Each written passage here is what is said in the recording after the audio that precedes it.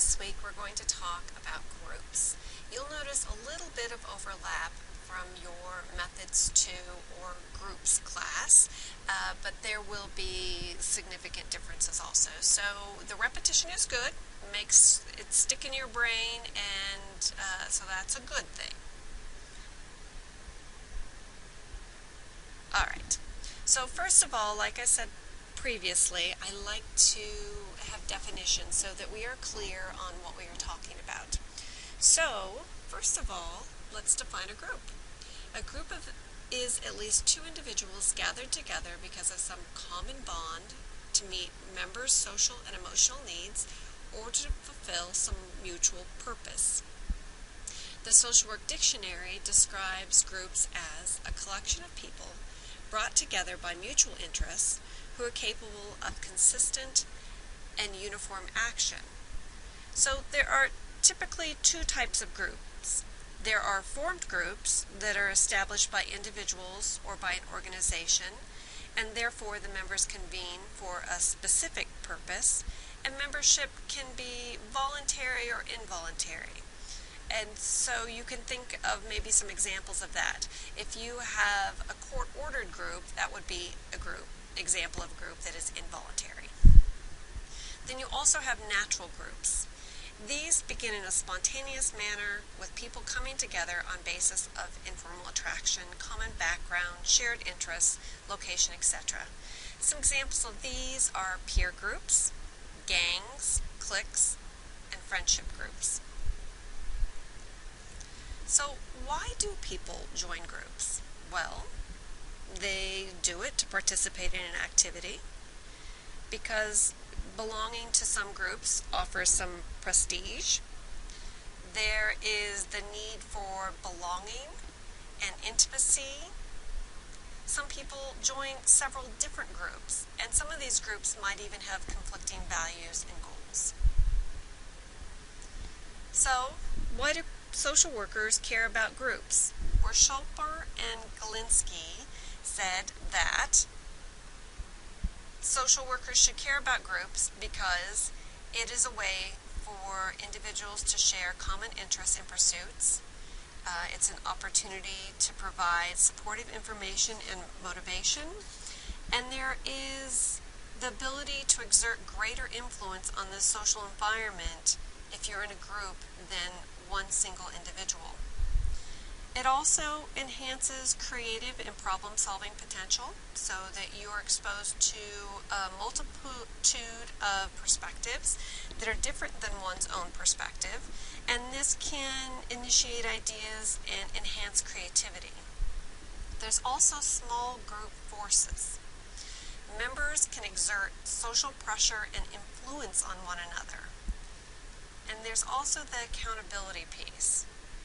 You are accountable to one another. So if you say you're going to do something, the other group members can hold you accountable for that. And so more likely things will get done.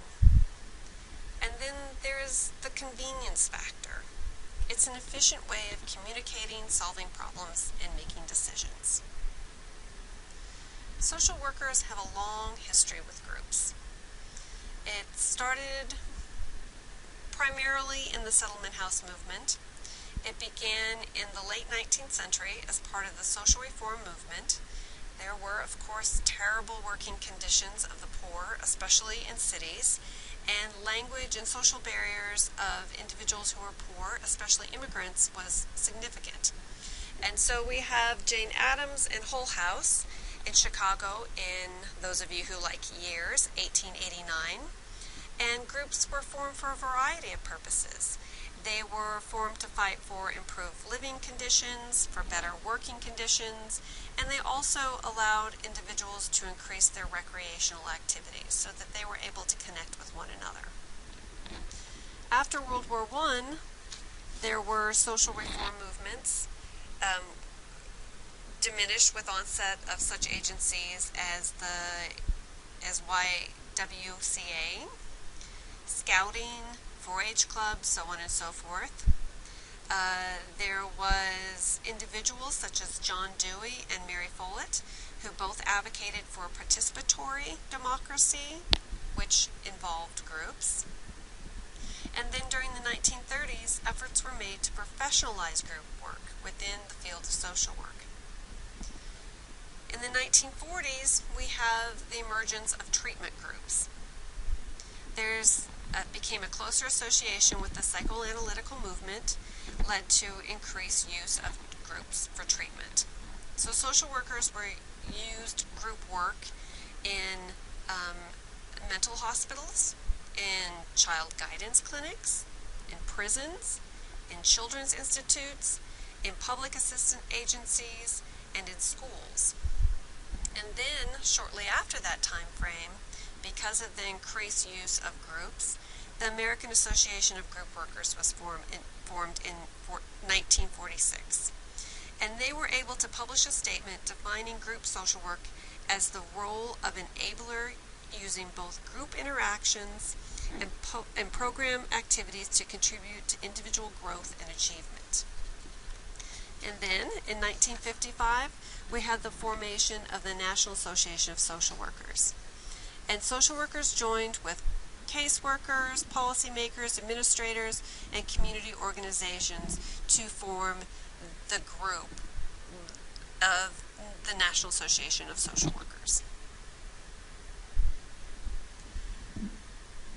So, as far as development of a model for group work, if we think about this, it really happened in the late 1950s to early 1970s.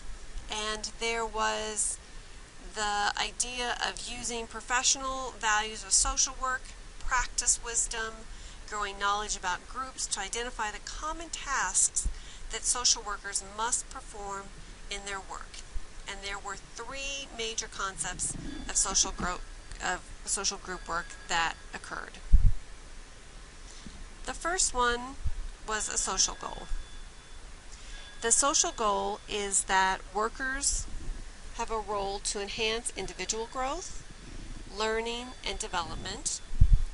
Then there's the reciprocal role, where the worker was viewed as the mediator between others in society, creating a reciprocal and mutual aid with the group for the purpose of meeting common goals. And then the third role was the remedial role, or the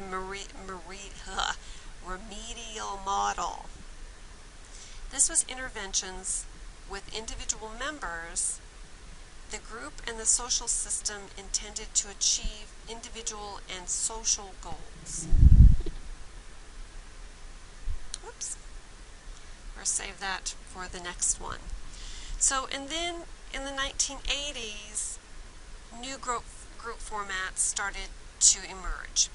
And these were the idea of having open-ended groups and one-session groups. And this was, again, another shift in thinking about groups.